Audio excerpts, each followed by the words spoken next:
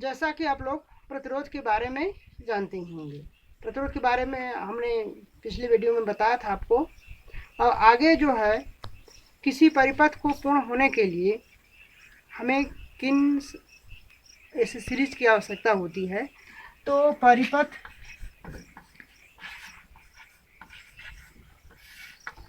परिपथ को पूर्ण होने के लिए हमें कुछ तार, उसके बाद दूसरा है विद्युत वाहक बल स्रोत, विद्युत वाहक बल स्रोत, और तीसरा भार और कुंजी की आवश्यकता होती है। किसी परिपथ को पूर्ण होने के लिए जब धारा प्रवाहित होगी तो धारा को प्रवाहित होने के लिए एक विद्युत वाहक बल स्रोत होगा।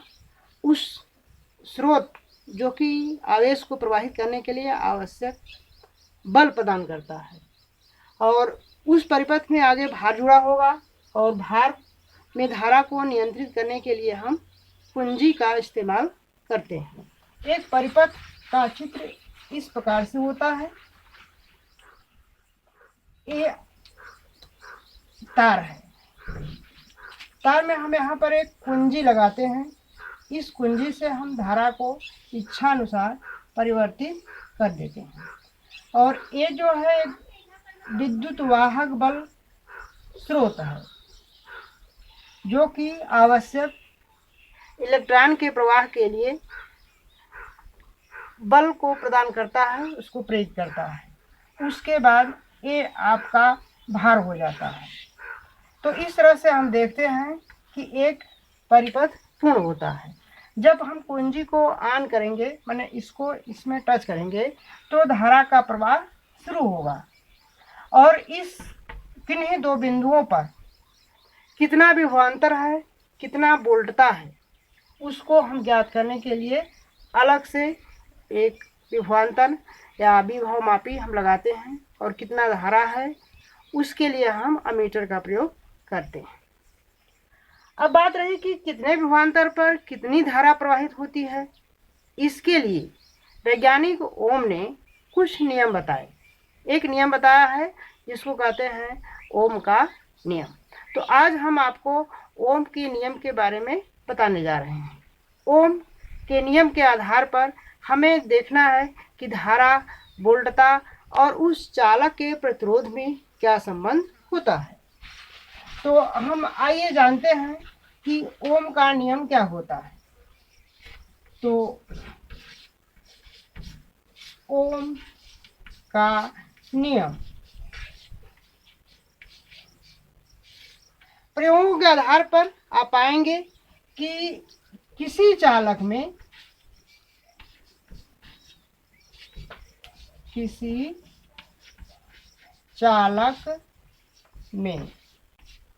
प्रवाहित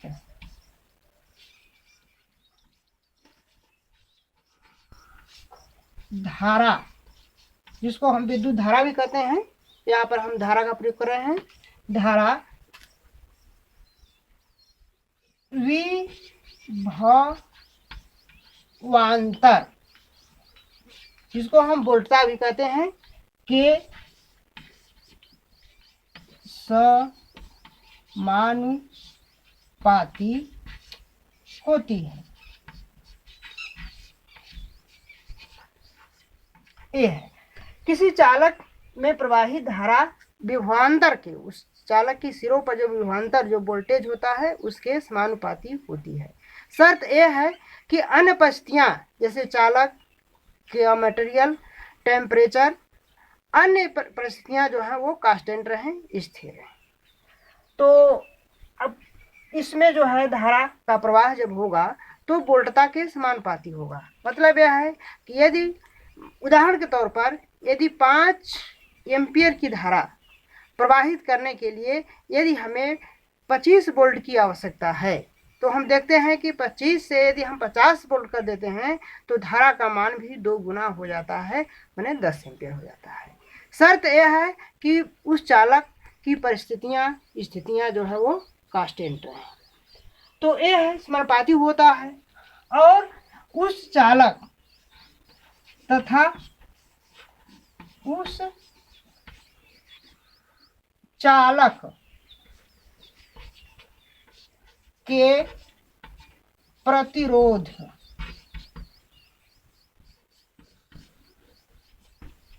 के विलोमानुपाती होता है।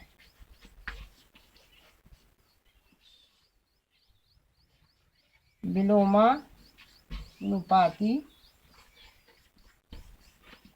होता है।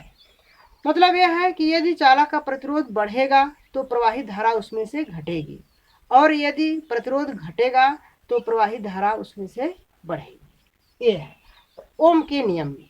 अब ओम के नियम का हम सर्किट कैसे बनाते हैं, कैसे जानते हैं, तो उसके लिए हम एक सर्किट का प्रयोग करते हैं और उसकी जानकारी हमें होनी चाहिए कि कैसे हम उस चालक में प्रतिरोध और वोल्टता धारा में संबंध ज्ञात कर देते हैं। तो ये मान लीजिए कि हमारा विद्युत वाहक बल स्रोत हो गया, और हम इसके सीरीज में जैसा बताया गया है कि एक अमीटर जोड़ देते हैं। यहाँ पर एक कुंजी हो गया,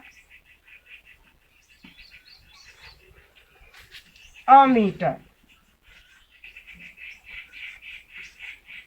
ये स्विच कहेंगे या कुंजी। आगे ये आपका लैंप या लोड है,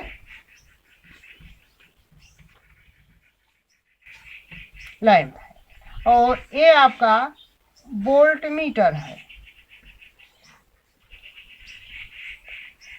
तो जब हम स्विच को ऑन करते हैं तो हम देखते हैं कि इसमें से धारा प्रवाहित होने लगती है। तो यदि मान लीजिए हम 60 वाट का लैंप लगाए हैं तो हम धारा नोट कर लेते हैं। उसके बाद हम यदि 100 वाट का बल्ब लगाते हैं तो भी धारा नोट कर लेते हैं। तो ये देखते हैं कि अब वोल्टता पर डिपेंड करेगा। यदि मान लीजिएगा कि 10 वोल्ट की बैटरी लगाए हैं तो कितनी धारा प्रवाहित हो रही है। उसके बाद हम यदि 20 वोल्ट की बैटरी लगाते हैं तो कितनी धारा बह रही है। तो हम देखते हैं कि यदि वोल्टता, बैटरी की वोल्टता जैसे जैसे बढ़ाते जाते हैं तो इस अमीटर में जो धारा होती है उसका भी मान बढ़ता जाता है, बशर्ते ये लैंप कांस्टेंट होना चाहिए। मैंने लैंप जो 60 वाट का है वो 60 वाट का ही होना चाहिए। ये है। तो इस तरह से हम देखते हैं कि ये ओम का नियम सत्यापित हो जाता है। यदि हम इसको टेबल में बनाएं प्रैक्टिकल के दौरान, यदि हम देखें तो ये पाते हैं कि यदि I और V में संबंध करें तो हम देखते हैं कि यदि 5 एम्पियर ये 25 वोल्ट, तो ये 10 एम्पियर के लिए 50 वोल्ट की आवश्यकता होती है, और उसी तरह से 15 वोल्ट के लिए हम देखते हैं कि ये जो है कि 75 वोल्ट की आवश्यकता होती है। तो इस तरह से ओम के नियम का सत्यापन हो जाता है। तो इसमें एक सूत्र का भी प्रयोग करते हैं हम लोग।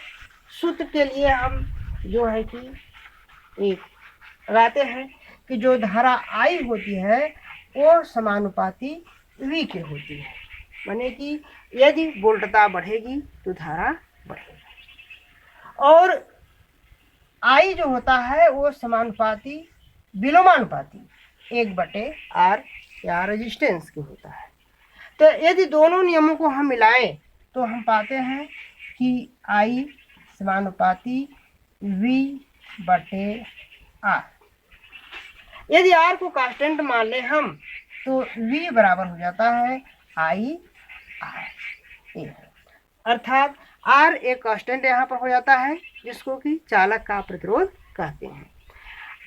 यदि चालक का टेम्परेचर बढ़ता है तो प्रतिरोध भी धीरे धीरे घटने लगता है और बढ़ने लगता है। 1 डिग्री सेंटीग्रेड के ताप पर प्रतिरोध में जो डिफरेंस आता है उसको उस चालक का प्रतिरोध ताप गुणांक कहते हैं। तो इस तरह से हम जानते हैं कि ओम के नियम में जो होती है मिला जुला करके एक आना हमें है कि धारा जो होती है वो वोल्टता के समानुपाती होती है।